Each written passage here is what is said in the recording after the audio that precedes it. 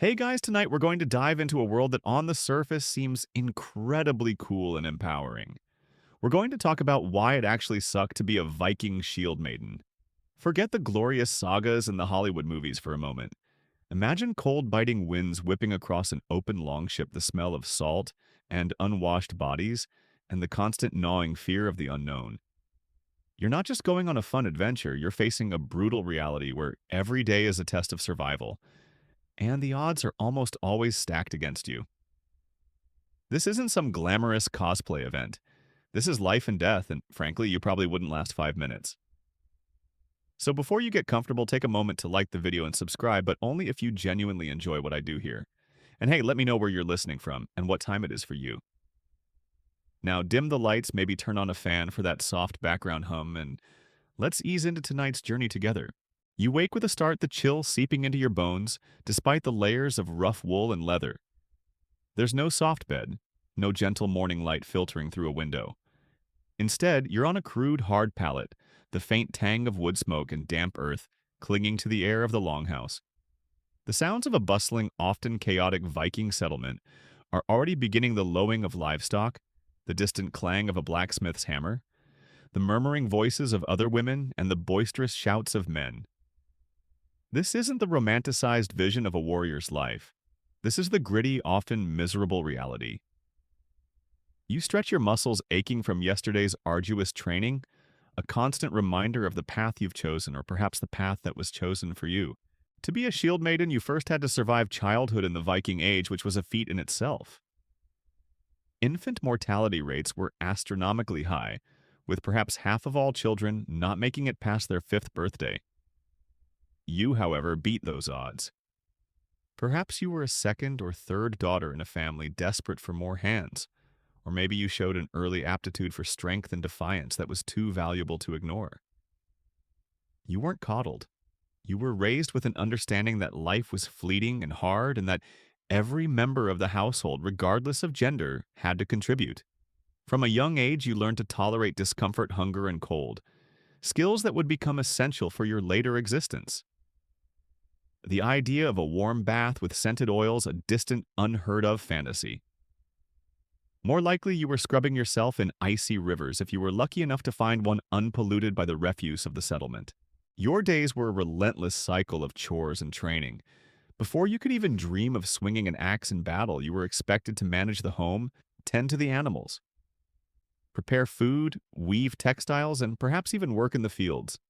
This wasn't just women's work. It was the bedrock of Viking society. A household couldn't function without it, and a warrior couldn't fight if their stomach was empty or their clothes were in tatters.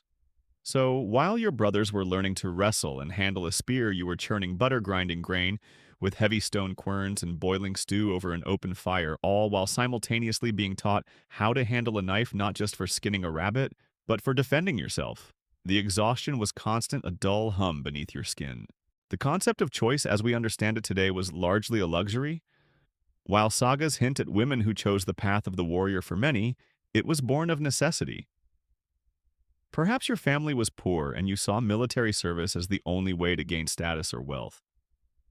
Maybe your village was constantly under threat and every able-bodied male or female was needed for defense. Or perhaps in a society where strength was revered, it was the only way to earn respect and avoid being seen as a burden. You might have seen the older women worn down by endless childbearing and backbreaking labor and thought, there has to be another way. The call of the shield, despite its inherent dangers, might have seemed like the lesser of two evils, or at least a path to a quicker, more glorious end than a slow decline into old age and infirmity. Even if you were considered a free woman, the societal pressures were immense. Your worth was often tied to your ability to produce strong sons, manage a household, or contribute to the family's wealth. To deviate from these norms was to risk ostracism, or at the very least a life of perpetual struggle. So when you picked up that first practice shield, heavy and unwieldy, you weren't just playing at war. You were making a profound statement about your place in the world. And that statement came with a hefty price tag. You were in essence signing up for a life of perpetual physical exertion, violence, and uncertainty. There were no retirement plans, no cushy pensions, only the hope that your efforts would lead to a good reputation, a decent burial, or perhaps enough plunder to secure your future. The diet was, to put it mildly, monotonous and often insufficient. You weren't feasting on roasted boar every night, despite what the sagas might suggest. Your meals consisted primarily of grains, often in the form of gruel or bread, along with whatever meat or fish could be hunted, fished, or farmed. Fresh vegetables were seasonal and scarce, and fruits were a rare treat. Scurvy, anyone, a persistent companion for many. You lived with a constant underlying hunger, a grumbling in your stomach that was only occasionally satiated. Imagine training for combat, lifting heavy objects and performing strenuous chores on a diet that barely provided enough calories to sustain basic bodily functions, let alone the energy needed for intense physical activity. This constant nutritional deficit would have left you perpetually tired, prone to illness, and struggling to recover from injuries. It's a miracle anyone had the energy to raid, and the hygiene or lack thereof would be enough to make a modern person recoil. While Vikings were known for their relative cleanliness compared to some of their European counterparts, this was still an age without modern plumbing, soap, or sanitation. You likely lived in close quarters with livestock and other people sharing body heat and, unfortunately, parasites. Fleas, lice, and other unpleasant companions were a fact of life. Imagine the smell of hundreds of unwashed bodies crammed into a long ship for weeks on end, combined with the stench of animal hides, stale food, and human waste. Your skin would constantly itch, your hair would be greasy and matted, and the risk of infection from even minor cuts and scrapes was terrifyingly high. A small cut, if it festered, could lead to a slow, agonizing death. The weather. Oh, the weather. You weren't always fighting in the sun-drenched fields of England. More often than not, you were battling the elements themselves. The biting winds of the North Sea could strip the warmth from your body in minutes. The icy rain would soak through your inadequate clothing, leaving you shivering and miserable. Frostbite was a constant threat, and hypothermia could claim you as easily as an enemy's axe.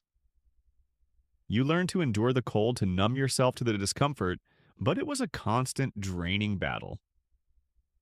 Think about how much harder it is to swing a sword or hoist a shield when your fingers are numb with cold or when your teeth are chattering uncontrollably. It wasn't just a nuisance, it was another enemy to overcome before you even faced a human opponent. Furthermore, the simple act of travel was an ordeal. Longships, while marvels of engineering for their time, were not exactly comfortable cruises. You would be packed in with dozens of other warriors, your meager belongings bundled around you. Seasickness would be a constant companion for many, the rocking of the waves churning your stomach. The journey across open water was fraught with peril, from sudden storms that could capsize your vessel to the simple misery of endless days at sea with no land in sight. There was no privacy, no escape from the close confines, and no relief from the constant spray of salt water in the cold, damp air. Your skin would chafe, your muscles would stiffen, and sleep would be a fitful, uncomfortable affair. It wasn't a vacation cruise, it was a test of endurance every single mile. And then there was the threat of disease. In an age without antibiotics, even a common cold could turn deadly. Dysentery, influenza, smallpox, and a host of other maladies swept through communities with terrifying regularity. Living in close quarters, often with poor sanitation, meant that once a disease took hold, it spread like wildfire. You could be the fiercest warrior capable of felling any foe, but be brought low by a fever that left you weak and delirious. The lack of medical knowledge meant that remedies were often based on superstition or ineffective folk cures.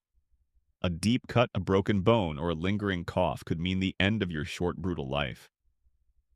Historians still debate the true prevalence of specific illnesses in Viking societies, but the consensus is clear. Life was short and often ended abruptly due to sickness rather than battle. You wouldn't just be fighting the enemy, you'd be fighting an invisible war against microbes every single day. You're not just a passive participant in this brutal existence. You're actively engaging with it, shaping yourself into something resilient, something formidable. But even as you hone your combat skills, the reality of what awaits you on the battlefield is far from glorious. Think about the training not as a montage in a movie, but as years of grueling, relentless effort that pushed your body to its absolute limits and often beyond. From the moment you were old enough to lift a practice sword, the expectation was clear. You would learn to fight, and you would learn to fight well. There was no light training day. Every session was designed to push you closer to breaking point, to forge steel from sinew and bone. Your days began before dawn, often with a stark plunge into icy water, designed to harden your body and sharpen your senses against the chill that would be your constant companion on raids. Then came the physical conditioning. Forget your modern gym routines. This was primal functional strength training. You'd spend hours swinging heavy axes not against straw dummies, but often against sturdy tree trunks, feeling the impact reverberate through your arms and shoulders until they screamed in protest. You'd haul rocks, chop wood, and carry heavy loads for miles, building the endurance necessary to march for days, fight for hours, and then row for more hours. Your diet, as we discussed, was barely enough to sustain you, so every calorie counted. Every movement was efficient, born of necessity. Imagine the constant gnawing hunger combined with this relentless physical exertion. It's a wonder anyone had the energy to complain, let alone fight. Then came the weapons training. You might envision yourself elegantly wielding a sword, parrying blows with grace. The reality was far more brutal and less refined.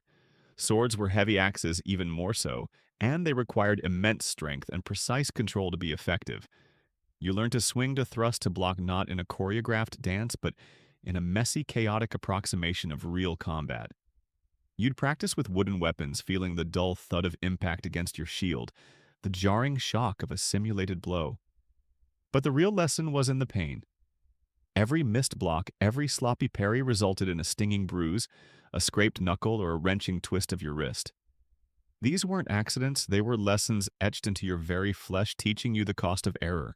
You were taught to use a shield not just as a defensive tool, but as an extension of your arm, a weapon in itself.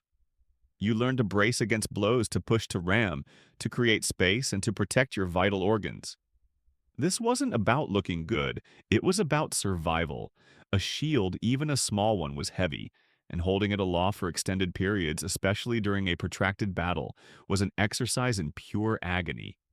Your arm would cramp, your shoulder would burn, and your muscles would scream, but you couldn't drop it. Dropping your shield meant exposing yourself, and exposure meant death. So you pushed through the pain, gritting your teeth, learning to ignore the protests of your body. But it wasn't just about individual combat. You were part of a unit, and you learned to fight as one. Shield walls were the backbone of Viking combat, a terrifying, impenetrable phalanx of overlapping shields and bristling spears.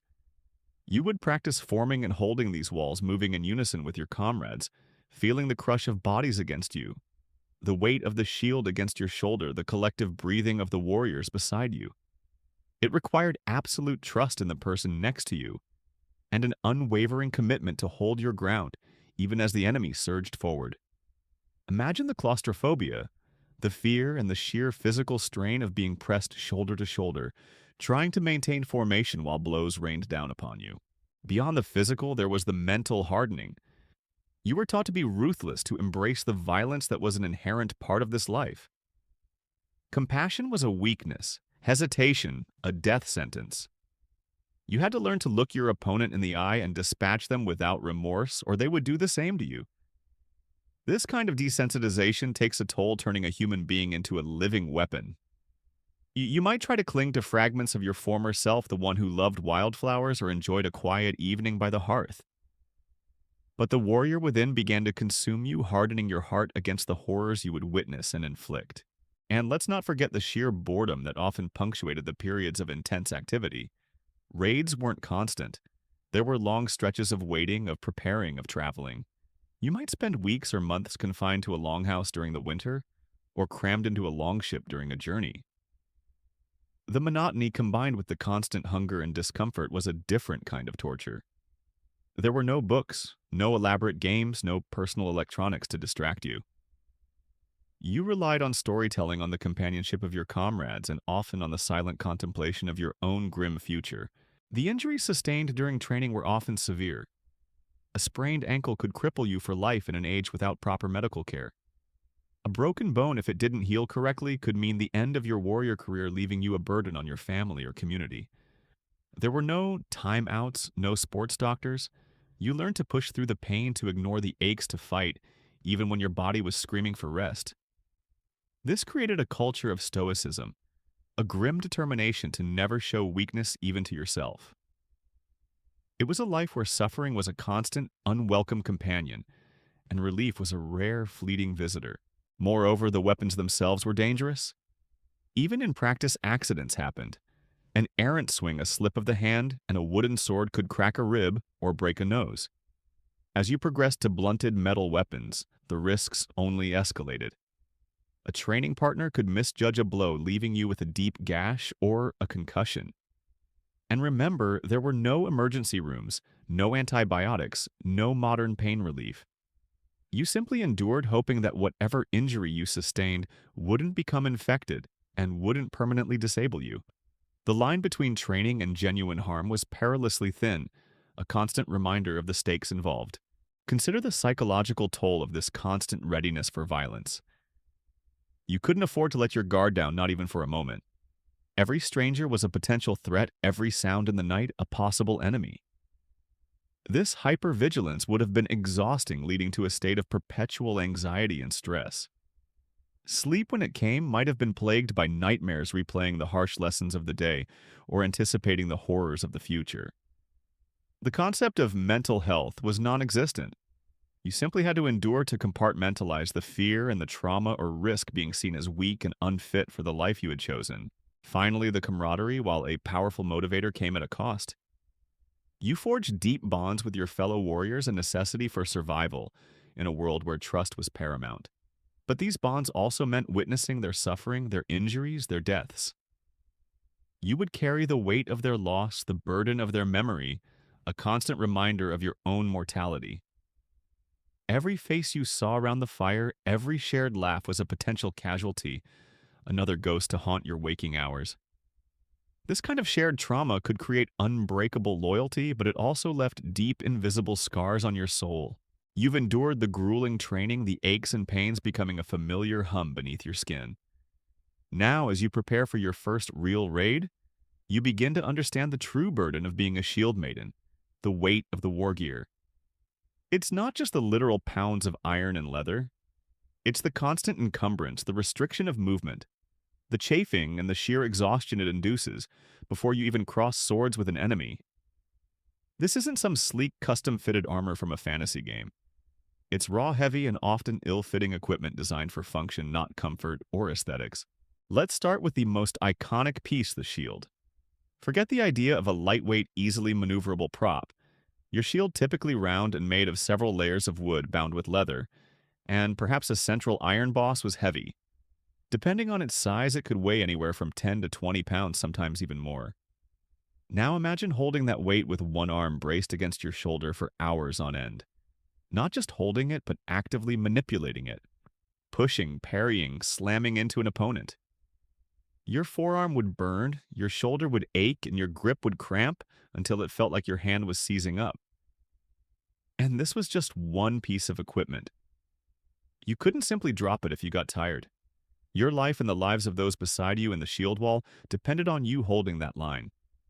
The constant vibration from blows, the impact jarring your entire arm, would leave you with bruised shoulders and aching bones long after the battle was done. Then there's the armor, if you were lucky enough to have any substantial protection. Most shield maidens, and indeed most Viking warriors, didn't wear full plate armor like later knights. That was a luxury for the very wealthy or simply not available. More common was some form of leather or quilted padding, perhaps a thick tunic of wool. If you were truly fortunate, you might acquire a lamellar armor, small plates of iron or horn sewn onto leather, or even a chainmail hauberk. A chainmail shirt, while offering excellent protection against slashes, was incredibly heavy, easily weighing 20 to 30 pounds, sometimes even more. Imagine strapping that onto your body on top of your layers of clothing. It restricts your movement, chafes your skin, and turns every step into a labored effort. The rings would pinch your skin, catch on your hair, and rust if not meticulously cared for, adding to the discomfort. And if you fell into water while wearing it, you'd sink like a stone. Your helmet, another crucial piece of protection, also added to the burden. While not as heavy as a full chainmail hauberk, A well-made iron helmet could still weigh several pounds. It would restrict your peripheral vision muffle sounds and grow incredibly hot and stuffy, especially during a prolonged engagement. Imagine the sweat pouring down your face, stinging your eyes, and the constant pressure on your head. A blow to the helmet, even if it didn't penetrate, would send jarring vibrations through your skull, leaving you dazed and disoriented. And if it was ill-fitting, it could slip and obscure your vision at the worst possible moment. And then your weapons. You wouldn't just carry one. A shield maiden would typically carry a primary weapon, such as a sword or an axe, and perhaps a secondary weapon like a knife or a short spear. A sword. While elegant, was a significant weight, often several pounds of balanced steel, designed for cutting and thrusting. An axe, depending on its size, could be even heavier, built for devastating chopping power. Imagine the constant strain on your wrists and forearms, even when just holding these weapons, let alone swinging them repeatedly in combat. Your hands would be raw with calluses, your grip perpetually sore. And remember, these weren't just carried. They had to be wielded with precision and force, often for extended periods. Beyond the primary combat gear, there was all the ancillary equipment. A scabbard for your sword, a belt to hold it, pouches for provisions, a water skin, perhaps a small bag for personal items, and certainly a cloak for warmth against the unforgiving elements. All of this added up piece by uncomfortable piece. You weren't just carrying your body, you were a walking arsenal, every step a testament to the physical demands of your chosen path. Think about setting out on a raid, sometimes marching for miles across rough terrain, then rowing across open water, all while burdened by this heavy, cumbersome load. Exhaustion was not a possibility. It was a guarantee. The constant chafing and rubbing of leather metal and rough wool against your skin would have been a perpetual torment. Sweat, grime, and the lack of proper hygiene meant that open sores, rashes, and boils were common, turning every movement into a painful ordeal. Imagine a long march, the heavy mail shirt rubbing against your collarbones, the shield strap digging into your shoulder, your feet aching inside stiff, damp leather boots. You couldn't stop, couldn't complain. You just had to endure. These weren't just discomforts. They were potential breeding grounds for infection in an age where even a minor skin abrasion could lead to a life-threatening illness. And the maintenance of this gear, it was a constant chore. Metal rusted, leather cracked, wood warped. You were responsible for keeping your own equipment in working order, sharpening your blade, oiling your mail, repairing your shield. This wasn't just about aesthetics. A dull axe was less effective, rusted mail offered less protection, and a damaged shield could mean your demise. It added hours of tedious, repetitive labor to your already packed schedule, leaving little time for rest or leisure. Some historians still debate the exact materials and construction methods for various pieces of Viking war gear, but the general consensus is that it was practical, robust, and undeniably heavy. The psychological burden of this weight was also significant. Every step you took, every breath you drew was a reminder of the impending violence, the constant threat of death. Your armor, while designed to protect you, also served as a constant reminder of the dangers you faced. It was a second skin, a layer of defense against a world that wanted to tear you apart. But it was also a prison of sorts, confining you, restricting you, and reminding you of your precarious existence. You couldn't fully relax, couldn't forget your role as a warrior because the physical weight of your gear was a perpetual presence. Think about the sheer impossibility of quick, agile movement. While sagas might depict shield maidens as nimble and graceful, the reality of fighting in heavy armor with a large shield and weapon was anything but. You would be slow, ponderous, relying on brute force and endurance rather than speed. Every movement would require conscious effort, every swing a deliberate act. Maneuvering in tight spaces or over uneven terrain would be incredibly difficult, making you vulnerable to faster, less encumbered opponents. This wasn't a ballet, it was a grueling, slogging, close-quarters brawl. And finally, the sheer cost. Acquiring and maintaining such gear would have been incredibly expensive. A good sword or a well-made piece of mail could represent a significant portion of a family's wealth. This meant that losing or damaging your gear in battle wasn't just a setback, it was an economic disaster. You had to protect your equipment as fiercely as you protected your own life, because without it, you were defenseless and your ability to earn your keep as a warrior was severely compromised. This financial burden added another layer of stress to an already demanding existence, making every battle a high-stakes gamble with your very livelihood. You felt the crushing weight of your gear, the ceaseless training, and the gnawing hunger. But the life of a shield maiden extended far beyond the battlefield's bloodshed. It wasn't just about moments of intense violence, it was a relentless cycle of hardship endurance and unglamorous labor that would wear down even the strongest spirit. The periods between raids were not filled with leisurely feast and celebratory songs, but with continued toil, often more mundane but equally exhausting. After a raid, if you survived, the work didn't end. Far from it. There was the grim task of dealing with the dead, both your own comrades and the vanquished foes. Wounds needed to be tended to often by yourself or other women with rudimentary knowledge of healing. Imagine trying to stitch a deep gash with rough needle and thread, or setting a broken bone with no pain relief, the screams of the injured echoing around you. Infection was a constant threat, and many who survived the battle succumbed to its unseen dangers days or weeks later. You would likely be suffering from your own injuries, aches, and exhaustion, yet there was no time for true rest. The wounded needed care, the dead needed burial, and the practicalities of camp life had to continue. Then came the return journey, often as arduous as the initial voyage. If you were on a long ship, you'd be rowing for hours, your muscles screaming, your hands raw and blistered from the oars. The seas could be treacherous, storms could sweep in without warning, and the cold, damp conditions would seep into your bones. Imagine trying to sleep huddled with dozens of other warriors, the rhythmic creak of the ship, the slosh of water, and the constant fear of being capsized. There was no privacy, no comfort, just the shared misery of the journey. You would arrive home if you made it utterly depleted both physically and mentally, and once you were back in your settlement, the glory of battle quickly faded into the mundane realities of Viking life. You were still expected to contribute to the household. The notion of a warrior returning home to simply relax and be waited on was largely a fantasy for most. While men might engage in storytelling and boast you as a woman, regardless of your martial prowess, would often revert to the roles traditionally assigned to your gender. This meant tending to the home, processing food, mending clothes, perhaps even caring for children or the elderly. Your hands accustomed to wielding an axe would now be churning butter or grinding grain. The winter months in particular were a test of sheer will.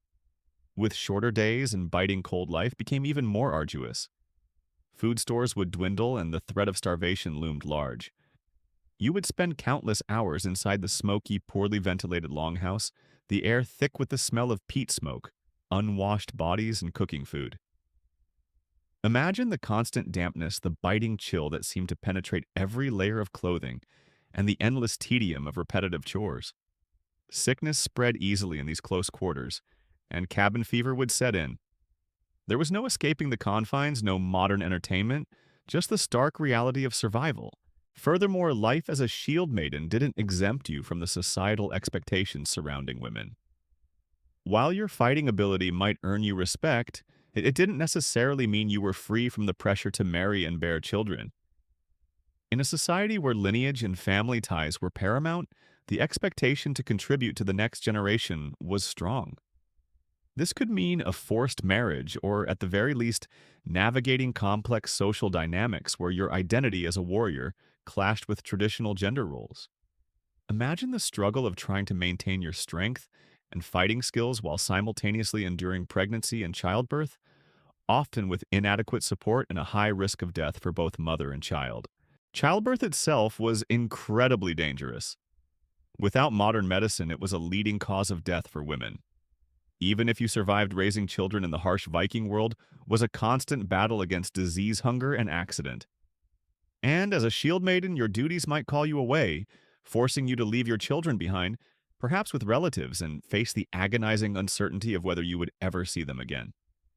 This emotional toll, the constant tug between your warrior identity and your maternal instincts, would have been immense. The general lack of sanitation and medical knowledge made even minor ailments dangerous. We've touched on this, but it bears repeating. A simple toothache could become excruciating, leading to infection that could spread to your jaw and brain. A festering wound from training or a small cut could easily become gangrenous, leading to limb amputation if you were lucky enough to have someone capable of doing it. And even then, the chances of survival were slim, or a slow, agonizing death. There were no antibiotics, no antiseptic, just basic herbal remedies and a prayer to the gods. You lived with the constant awareness that your body, no matter how strong, was incredibly fragile and susceptible to forces you couldn't control or understand. And let's not forget the emotional and psychological toll of constant violence and loss. You would witness brutal acts, inflict them yourself, and lose comrades frequently. This cumulative trauma, without any form of modern therapy or support, would have hardened your heart, leaving deep, unseen scars. You would likely develop a form of emotional numbness, a necessary defense mechanism to cope with the horrors. But this numbness would also make it difficult to form deep emotional connections, to experience joy fully, or to find peace. Scholars continue to debate the psychological impact of constant warfare on individuals in pre-modern societies, but it's clear that it would have been profound and lasting. Even the concept of glory was fleeting.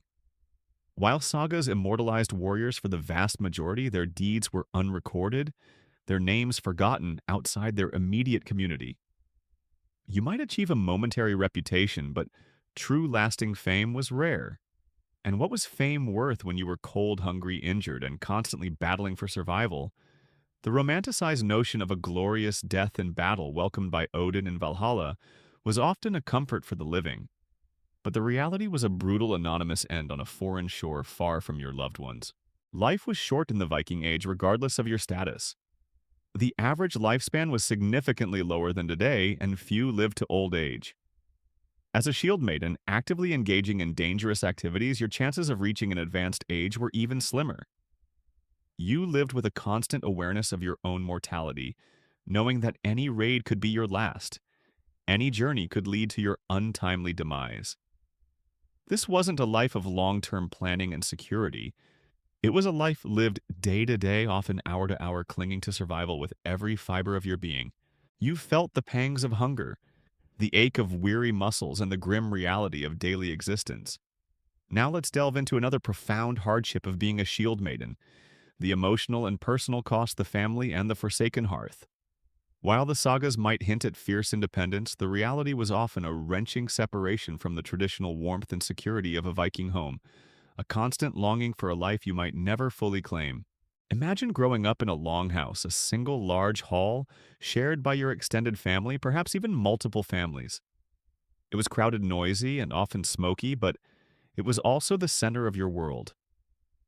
Here you learned the rhythm of life, the stories of your ancestors, the skills passed down through generations. You would have seen the older women spinning wool by the hearth, caring for children, and preparing food.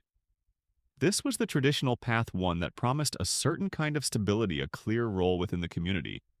But by choosing the shield, you consciously or perhaps unconsciously set yourself apart from that life. The choice to become a warrior, while potentially offering status, often meant sacrificing the conventional path of marriage and motherhood. While some sagas mention shield maidens who eventually married, for many, the life of a perpetual warrior meant delaying or even forsaking these traditional roles. Marriage in the Viking Age wasn't just about love. It was an economic and social contract, a way to forge alliances and secure the future of a family.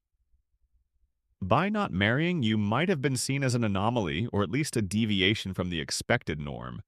Your physical strength and martial prowess, while admired, might have also made you less desirable as a conventional bride, someone who could be easily controlled or confined to domestic duties. If you did have a family, a husband, children, the separation during raids would have been agonizing. Imagine leaving your young ones behind, not knowing if you would ever return. Every departure would be laced with the chilling possibility that it was your last farewell. While men also face this reality, for women who were traditionally seen as the nurturers and caregivers, this emotional severance might have felt even more profound. You would carry the weight of their vulnerability with you, a constant worry gnawing at your thoughts even as you focused on the brutal realities of combat. There were no letters, no long-distance communication, only silence and the agonizing uncertainty. And what about your children who raised them while you were away, battling on distant shores? Relatives, other women in the community? Perhaps even older siblings. You would miss crucial years of their development moments that could never be reclaimed. The bond you might have forged, the lessons you might have taught, would be delegated to others. And upon your return, if you returned, there might be a distance, a sense of having missed out on their lives, of being an outsider in your own family. This sacrifice, though necessary for your chosen path, would leave an undeniable void in your personal life. The concept of a home might become abstract. Your longship was your temporary home, your fellow warriors, your surrogate family. You were constantly on the move, raiding, trading, exploring. While this nomadic lifestyle offered freedom from the confines of a single settlement, it also meant a lack of roots, a perpetual sense of being untethered. You might long for the simple comforts of a stable hearth, the familiarity of your own bed, but these were luxuries rarely afforded to a seasoned shield maiden. Your true home became the ever-present uncertainty of the next journey, the next battle. Social acceptance could also be a subtle yet persistent form of hardship. While celebrated in sagas, the day-to-day reality of a shield maiden might have been met with a mix of awe and suspicion. Some might have revered you, others might have found your deviation from traditional roles unsettling. You might have faced unspoken judgment from other women who adhered to the expected norms, or even outright disdain from men who preferred women to remain in subservient roles. This constant navigation of societal expectations, this feeling of being an outsider, even within your own community, would have been emotionally taxing. It's easy to forget that even in a warrior society, deeply ingrained gender roles existed, and challenging them came with its own set of quiet battles. Even if you gained wealth and renown through your exploits, personal happiness might have remained elusive. What was the point of plunder if you had no one to share it with, or no stable home to enjoy it in? What was the meaning of fame if it came at the cost of genuine human connection and the simple joys of domestic life? The constant focus on survival and combat might have left little room for emotional intimacy, for developing the soft skills of companionship and vulnerability. You might have found yourself isolated even amidst your comrades, a warrior through and through, but perhaps emotionally distant from the world around you. The psychological burden of this fractured personal life would be immense. You might wrestle with feelings of guilt for leaving your family or regret for the choices you made. There would be a persistent longing for a different life, one filled with more conventional comforts and less violence. These internal conflicts, unacknowledged and untreated in an age without modern psychological understanding, would fester, leading to a deep sense of loneliness or even despair. You couldn't talk about these vulnerabilities to your fellow warriors.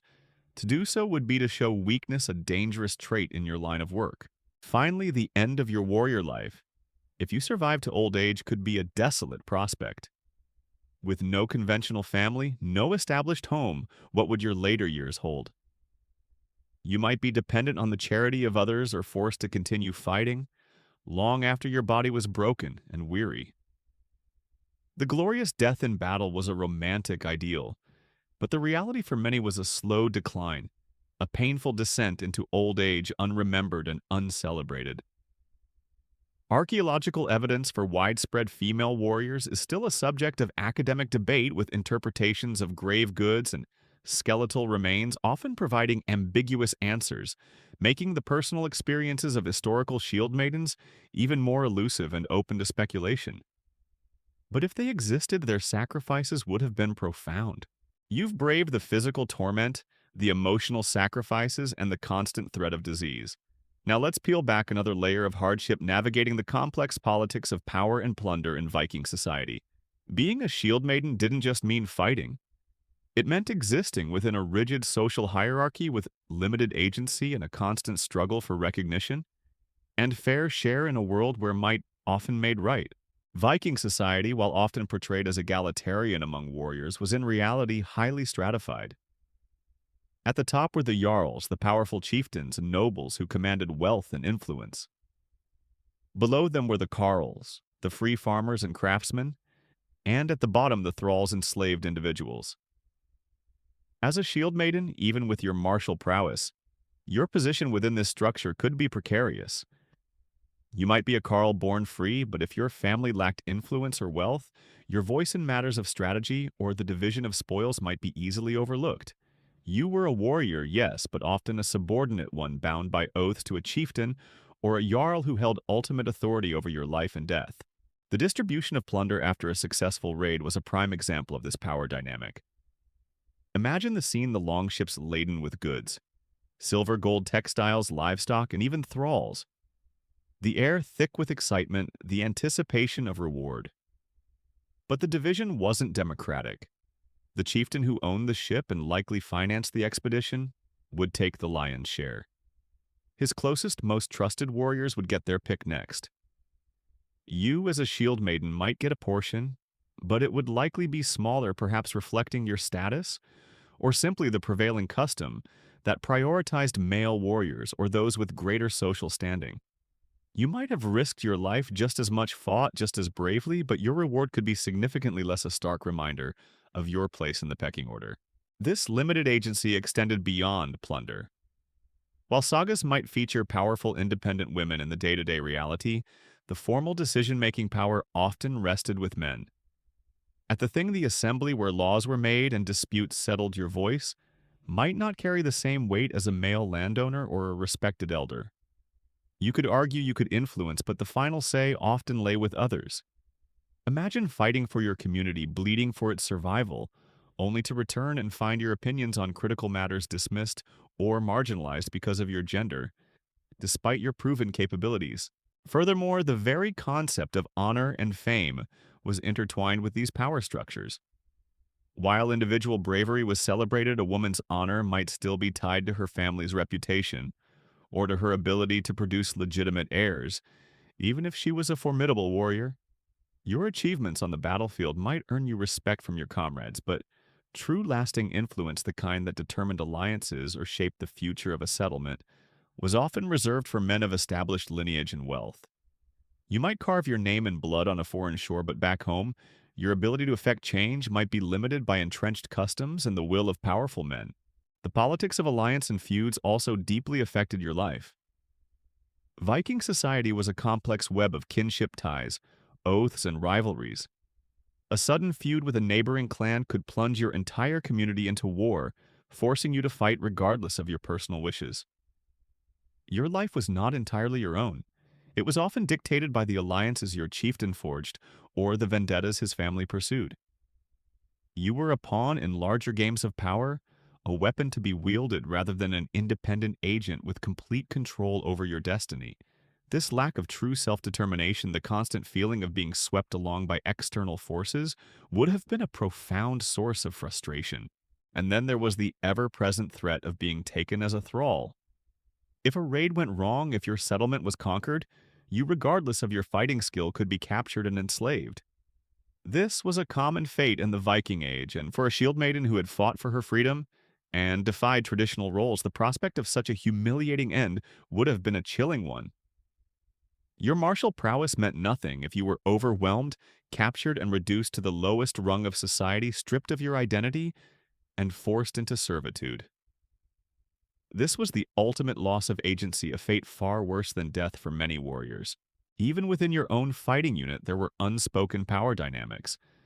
An experienced older male warrior might command more respect and deference simply due to his age and battle experience, regardless of your own proven skill.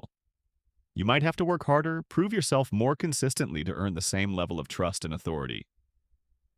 This constant need to justify your presence, to continually demonstrate your worth, would have been exhausting. It wasn't enough to simply be good. You had to be exceptional, constantly overcoming gender bias and proving your right to be there. Archaeological finds that clearly indicate the burial of a female warrior with weaponry are rare and still subject to significant academic debate and reinterpretation. The Burka grave BJ 581, often cited as evidence of a shield maiden, has been re-examined, and while DNA analysis confirms the individual was female, the interpretation of the grave goods as definitively proving a warrior identity for that specific individual rather than an elite status or a symbolic burial remains a point of contention among scholars. This lack of definitive widespread evidence speaks to the potential rarity of such roles and, yes, perhaps the societal complexities surrounding them, highlighting how challenging it might have been for women to consistently achieve and maintain such a public warrior identity. Ultimately, the life of a shield maiden, while potentially offering moments of great triumph, was also a relentless exercise in navigating systems of power that were largely stacked against you. You fought for freedom, for plunder, for honor, but often within constraints that limited your true autonomy. The sword in your hand gave you power, but it didn't necessarily grant you absolute control over your destiny in a world ruled by chieftains' customs and the brutal realities of Viking politics. You've braved the political currents, the limited agency, and the constant struggles for recognition. Now, let's confront perhaps the most visceral and unavoidable hardship of being a shield maiden's sickness, scars, and suffering. This wasn't a life of clean wounds and miraculous recoveries. It was a grim reality of pain, disfigurement, and the terrifying vulnerability of the human body in an age without modern medicine. Imagine a world where every cut was a potential death sentence, every broken bone a life-altering event. You might envision yourself as an unyielding warrior impervious to pain, but the reality was that your body, no matter how strong, was constantly under assault. From the moment you picked up your first wooden sword, injuries were an integral part of your training. Bruises were a daily occurrence, a tapestry of purple and yellow across your skin. Sprains, twists, and muscle tears were common, often leaving you hobbling or grimacing in pain as you pushed through the day's tasks. There were no sports therapists, no physical rehabilitation. You simply endured, hoping your body would knit itself back together, often imperfectly. The battlefield, of course, was where the true horrors lay. A Viking Age battle was a brutal, chaotic affair. It wasn't about elegant duels, it was a messy, close-quarters slugfest where blows rained down indiscriminately. You could be struck by a sword, an axe, a spear, or even trampled by a falling comrade. The wounds inflicted were often horrific. Deep gashes that exposed bone-crushing blows that shattered limbs, or piercing thrusts that punctured vital organs. Imagine the sickening crunch of bone, the tearing of flesh, the searing pain that would momentarily blind you. And in the midst of this carnage, you had to keep fighting, push through the agony, or face certain death. Even if you survived the initial injury, the aftermath was often worse than the wound itself. Without antiseptics or antibiotics, infection was rampant. A cut, even a shallow one, could fester, turning into a pus-filled sore that spread through your bloodstream. Fevers would rage your body, racked with chills and delirium. Many warriors who survived the initial battle succumbed to a slow, agonizing death from sepsis days or weeks later. Imagine watching a comrade suffer their wound, turning black, their breath growing ragged, knowing there was nothing you could do but watch them fade. The smell of infection, the constant buzz of flies around open wounds. These would be sensory memories etched into your mind. Disfigurement was a common companion. A blow to the face could leave you with a mangled nose, a missing eye, or a deeply scarred cheek. A limb might be permanently crippled from a poorly healed fracture, or an arm might be rendered useless from nerve damage. There were no cosmetic surgeries, no prosthetics to alleviate the physical and psychological impact of these injuries.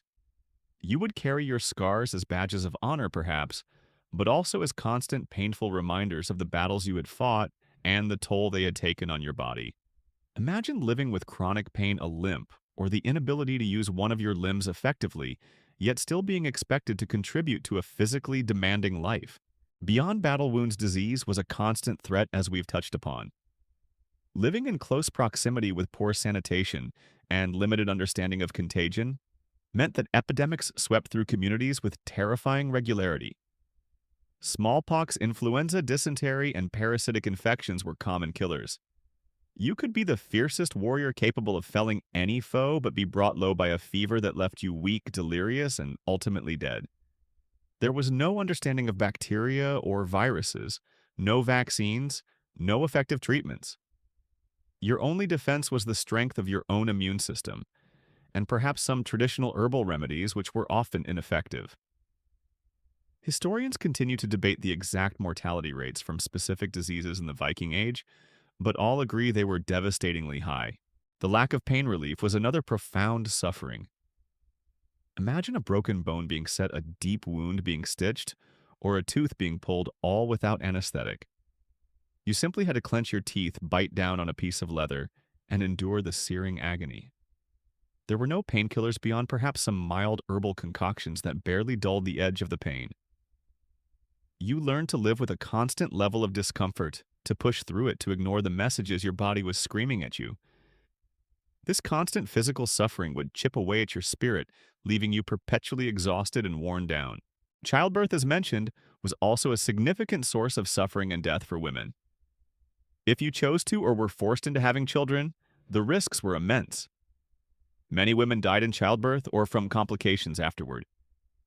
Even if you survived, the physical toll on your body, combined with the rigorous demands of your warrior life, would have been immense. Imagine recovering from childbirth while still expected to train, march, or even fight.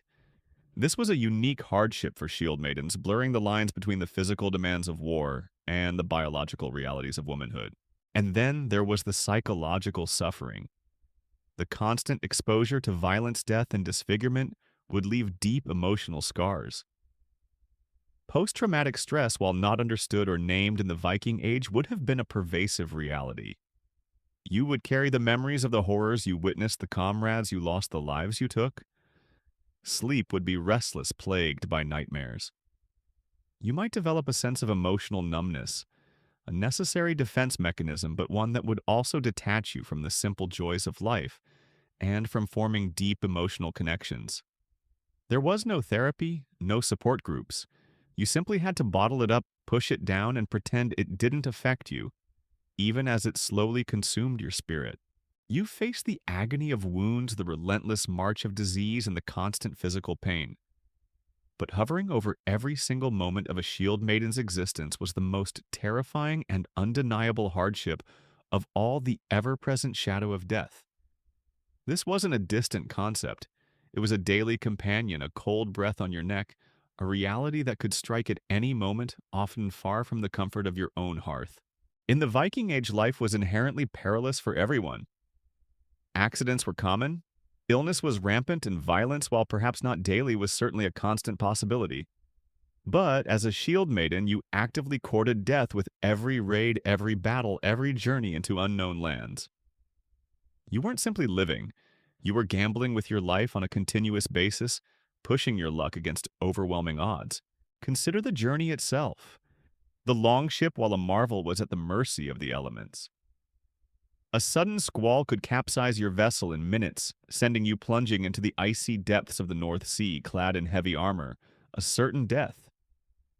Imagine the terror of the ship being tossed about like a toy, the screams of your comrades swallowed by the roar of the wind and waves, knowing that escape was impossible.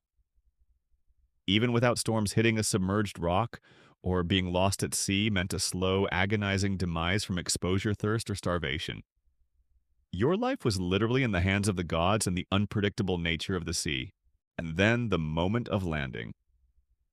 You were often invading foreign territory where the inhabitants would resist fiercely.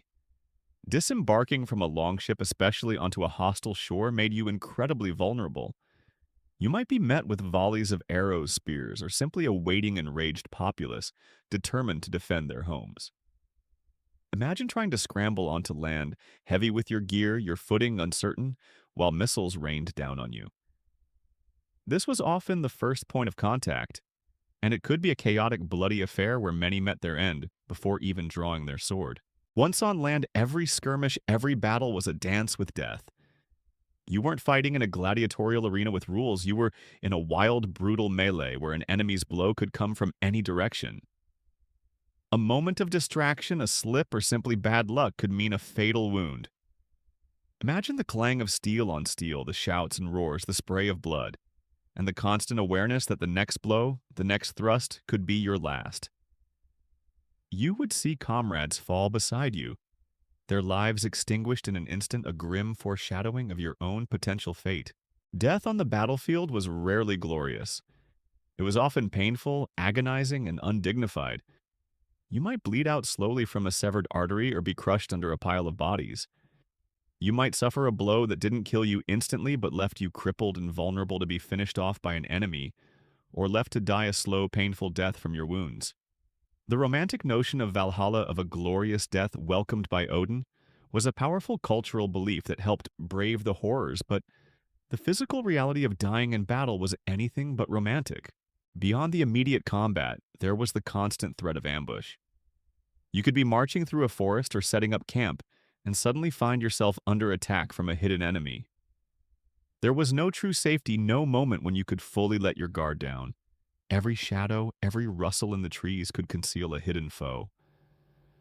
This pervasive sense of threat would be mentally exhausting, a constant drain on your nerves, leaving you in a perpetual state of heightened awareness. Disease, as we've discussed, was a silent killer, often more deadly than any blade. You could survive multiple battles, emerge victorious from countless skirmishes, only to be struck down by a fever or a lingering infection. This arbitrary nature of death, the fact that it could come from something as seemingly innocuous as a cough or a stomach ailment, added another layer of fear. You couldn't fight sickness with an axe. You were utterly powerless against it. While sagas primarily focus on heroic deeds and battle, contemporary archaeological findings often reveal that disease and accidental injury were far more common causes of death in Viking populations than combat.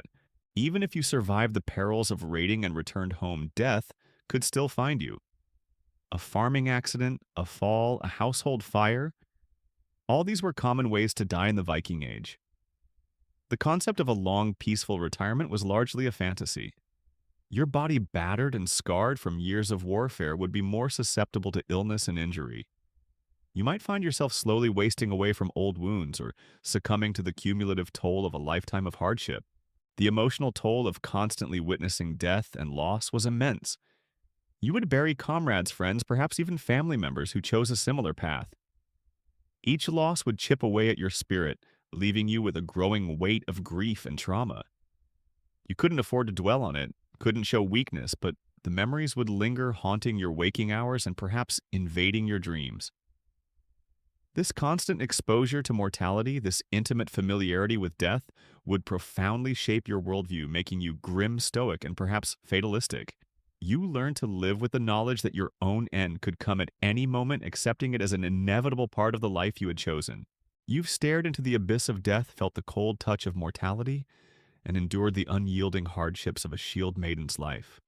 Now, as we near the end of our journey, let's consider how these women, often overlooked in mainstream history, contributed to the legacy, lore, and lingering questions that surround them. Despite the undeniable suckage of their existence, their potential presence leaves an intriguing mark on our understanding of the Viking Age, yet also brings forth persistent scholarly debates. For centuries, the idea of the Shieldmaiden existed primarily in the sagas, epic tales of heroes and heroines from Iceland and Scandinavia. These narratives, written down centuries after the Viking Age, portray fierce warrior women like Brynhildr, Lagertha, and Hervor, who fought alongside men, led armies, and challenged traditional gender roles. These stories are thrilling, captivating, and have deeply shaped our popular image of Viking women. They show them as courageous, independent, and powerful figures, inspiring countless books, movies, and TV shows. You, as a shield maiden in this world, might have heard these sagas sung around the fire, perhaps dreaming of your own name being immortalized in such verses of fleeting comfort against the harsh reality. However, the sagas are not historical documents in the modern sense. They are complex literary works that combine historical events with myth, folklore, and poetic embellishment. This is where the lingering questions begin. While the sagas strongly suggest the existence of shield maidens, concrete archaeological evidence that definitively proves their widespread presence as professional warriors like their male counterparts remains highly debated among scholars. This doesn't mean they didn't exist, but it makes their historical reality more nuanced and challenging to ascertain. Think about the physical evidence. While some graves contain female remains buried with weapons, interpreting these finds is complex. Does a woman buried with a sword definitively mean she wielded it in battle, or could it signify high status, a symbolic gesture, or even be a family heirloom buried with a loved one?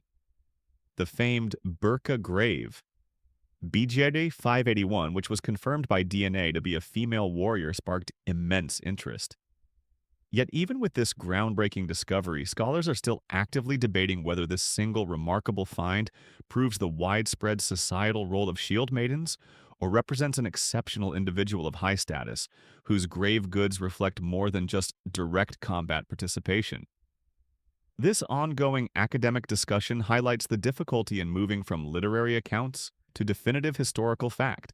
The legacy of the Shield Maiden therefore lives in this intriguing space between myth and potential reality. Even if they were rare, their presence in the sagas tells us something profound about Viking society's ideals and aspirations. It suggests that the concept of a powerful female warrior was not alien to their worldview, that women could be imagined in roles of strength and agency that went beyond the domestic sphere.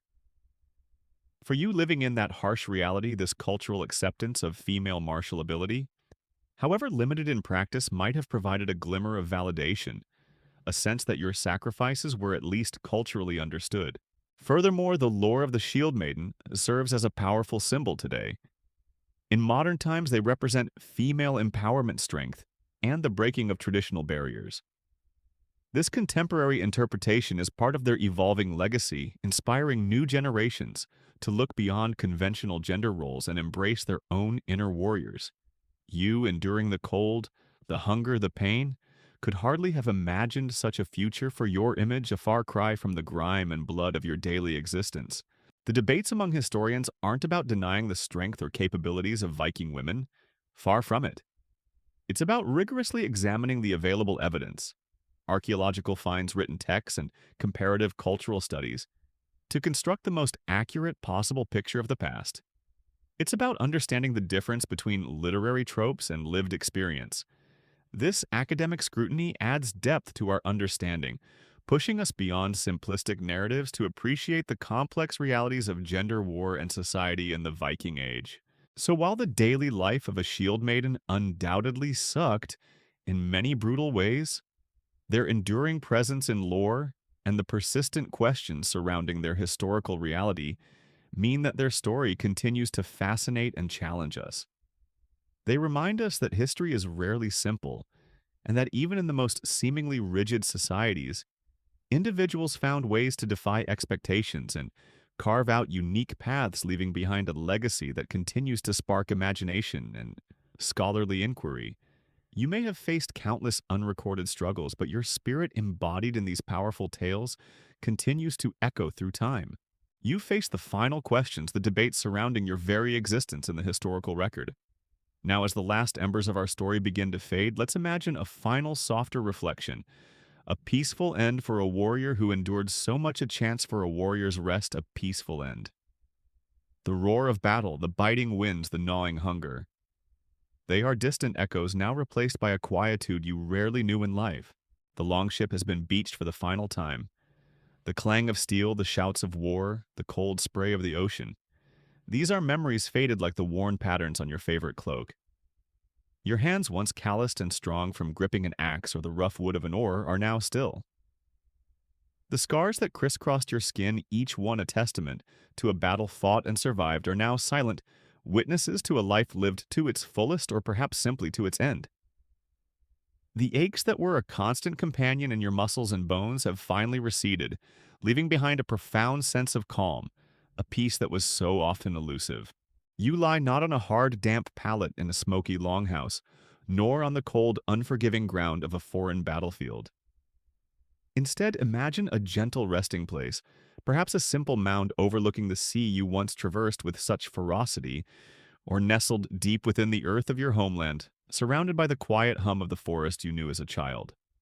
The sounds are no longer the clamor of a bustling settlement, or the cries of battle, but the whisper of the wind through the tall grasses, the distant call of a bird, the soft murmur of water flowing somewhere nearby.